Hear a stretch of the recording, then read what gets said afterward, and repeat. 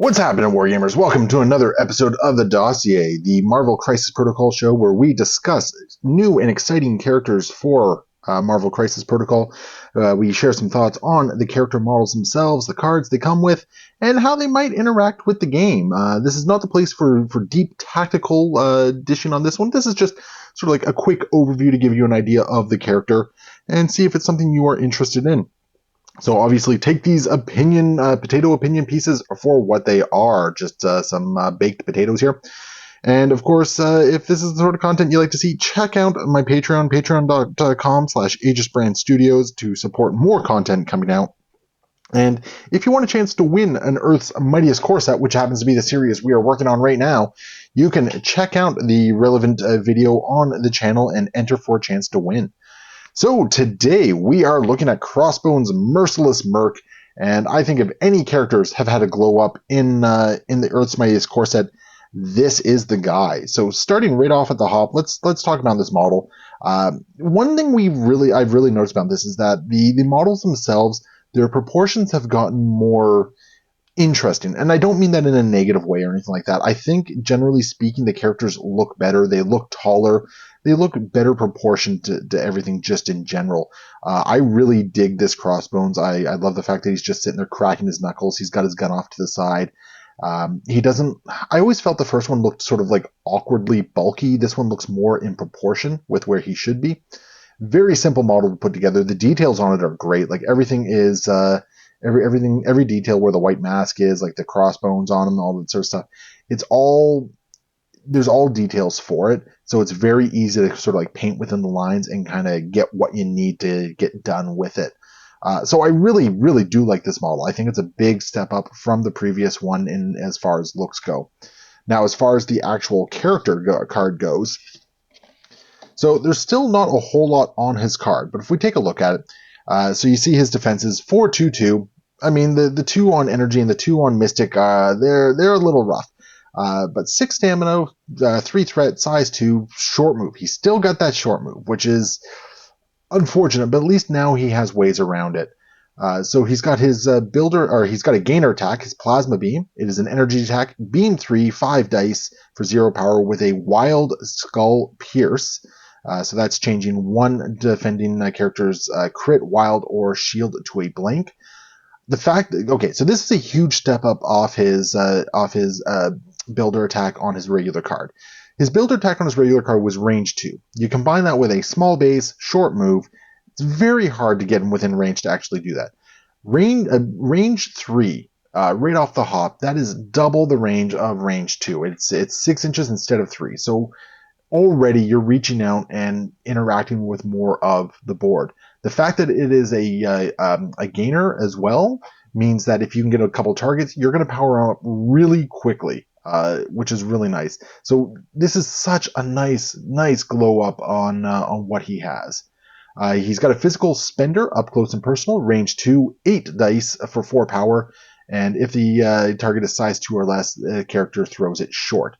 Really nice, really solid. 4 feels a little steep for it, but I think it's okay. The size 2 is a little restrictive, but I mean, that is the vast majority of characters in the game, so you're not going to be hurting for targets on that one. It's just slow movement with range 2. I'm not a big fan of that. We have an active ability, hit and run for 2 power, and this is what really turns this kid on. It is an action. It allows him to make an attack followed by a move action. So this is really nice action economy. It can only be used once per turn, but because he now has that range 3 plasma beam, you can spend 2 to hit and run, get 1 or 2 characters, maybe refund the hit and run, and get to a better position to either maybe beam an additional character, or if you have the power, actually get an up close and personal. So between the range 3 attack and the hit and run, he becomes far more mobile, which is really nice. He's gotten aggressive, which whenever he would suffer damage from an enemy attack, or after an attack, it can advance short towards the attacking character.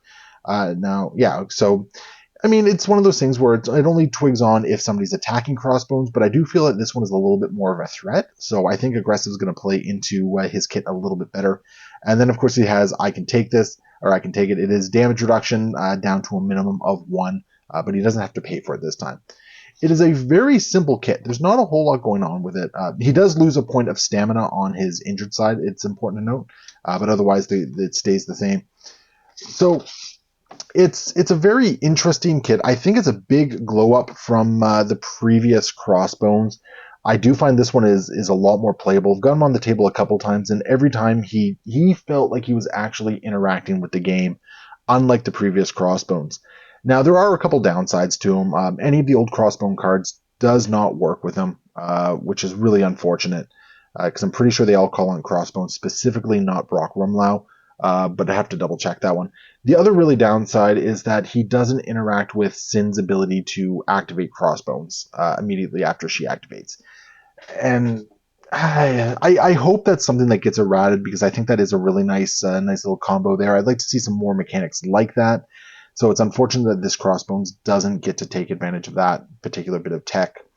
Now, as far as where this Crossbone sits in the new ecosystem, the new meta of Marvel Crisis Protocol, I think the big thing for him is he's going to want to get around. So anytime you can move him around, so like Malekith Cabal, he'll really enjoy that one because every time somebody gets dummied out, you're going to move someone else.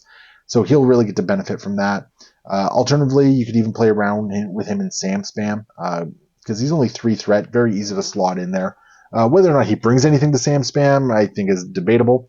But it's nice. Even something like Midnight Suns, he could see some use in. Like just that range 1 place might be enough to put him into a better position to really take advantage of Plasma Beam or put him within that range 2 to get that extra attack off.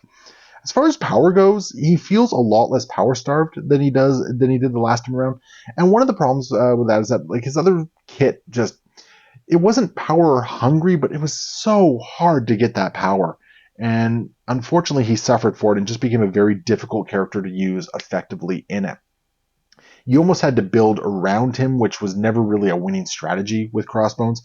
This Crossbones feels a lot better to just kind of slot in to a team and have him just kind of do his thing.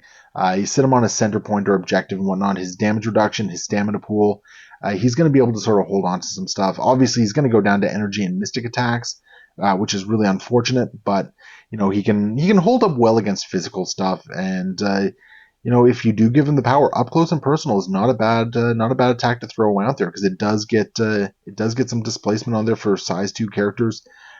Any E-shaped map where like people are going right down the middle, like beams are great for that particular sort of setup. So there are places where this Crossbones feels kind of good, and I think it's definitely worth playing around with them. But share your comments below. Let us know what you think about the new Crossbones Merciless Merc and where he belongs in the game. And of course, if you want to support the channel, patreon.com/AegisBrandStudios. We will see you next time. Happy wargaming.